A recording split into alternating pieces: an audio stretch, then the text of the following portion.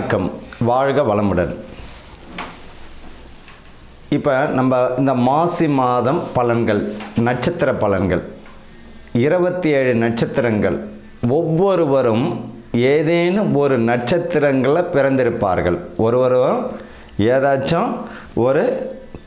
ஏதேனும் ஒரு நட்சத்திரத்தில் பிறந்திருப்பார்கள். அப்படி ஒவ்வொரு நட்சத்திரத்திற்கும் ஏதாச்சும் ஒரு குணாதிசயம் உறுதியாக உண்டு. ஏதாச்சும் ஒரு குணாதிசயம் இருக்கும். 27 நட்சத்திரக்காரர்களுக்கு ஏதோ ஒரு வித்தியாசம் இருக்கும். இந்த மாசி மாதத்தில் எந்த மாதிரியான பலன்கள் இந்த நட்சத்திரக்காரர்களுக்கு நடக்க போகுது?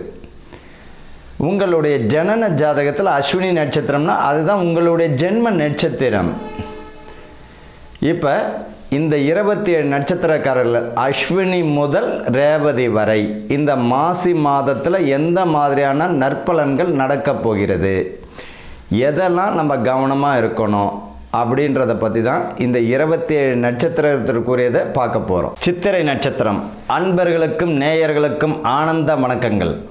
இந்த சித்திரை நட்சத்திரம் செவ்வாய் பகவானின் ஆதிக்கமுடைய நட்சத்திரம் சித்திரை நட்சத்திரம்.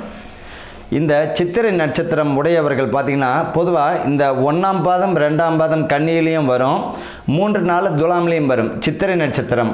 இப்போ எப்படி இருக்குது இந்த மாசி மாதத்தினுடைய பலன் பார்த்திங்கன்னா, இந்த கன்னியில் இருக்கக்கூடிய சித்திரை நட்சத்திரம் 1, 2ஆம் பாதம் உடையவர்கள் உடல் நலத்தில் கவனமாக இருக்கணும்.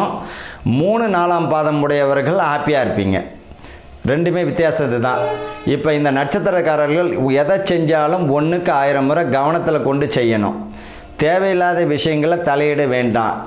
முன்பின் அறிமுகம் இல்லாத நண்பர்கள் யாராச்சும் வந்தாங்கன்னா கவனமாக இருக்கணும். தானம் பண்ணினா கூட பார்த்திங்கன்னா வெளியே தானம் பண்ணிடலாம். வீட்டுக்கு ஒருவர் வருகிறார் தானம் பண்ணுறோன்னா வீட்டில் நோட்டம் போட்டு போகக்கூடிய வாய்ப்பும் வரும். தேவையில்லாத விஷயங்கள் தலையிட வேண்டாம். முன்பின் அறிமுகம் இல்லாத நட்பு வேண்டாம்.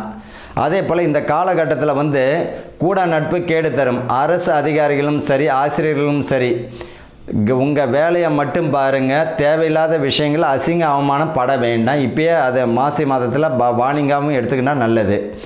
உங்களுடைய பணிபுரியக்கூடிய பாராட்டு உண்டு. அந்த பாராட்டு அசிங்கமாவதற்குரிய வாய்ப்பு தரும். உங்கள் வேலையில் மிக கவனம். 1க்கு 1000 முறை இப்போயே வான் பண்ணுறேன். யார்? கன்னி. துலாம் ராசியில் வரக்கூடிய சித்திரை நட்சத்திரம் 3, 4 மிக சிறப்பான பலனை தந்துவிடும்.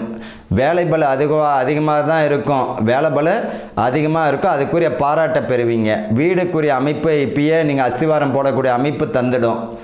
இந்த காலகட்டத்தில் பார்த்தீங்கன்னா குலதெய்வ வழிபாடு, ஆன்மீக எண்ணங்கள் எல்லாமே, ஆன்மீக பயணம் இது இந்த மாதத்தில் நடக்கக்கூடிய வாய்ப்புகள் உண்டு. மாணவர்கள் படிப்பில் மிக கவனம் செலுத்தினாலே போதும். அடுத்த தேர்வில் நல்ல மதிப்பெண் பெறுவதற்குரிய அஸ்திவாரமாக அமையும்.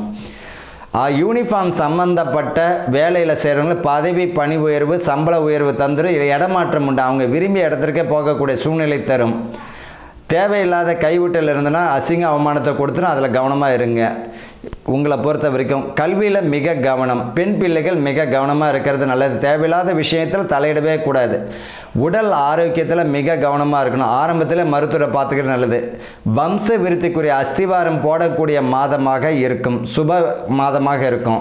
ஆக மொத்தத்தில் பார்த்திங்கன்னா சித்திரை நட்சத்திரம் கவனமுடன் வெற்றி பெறக்கூடிய மாதமாக இருக்கும். வாழ்த்துக்கள். வாழ்க வளமுடன்.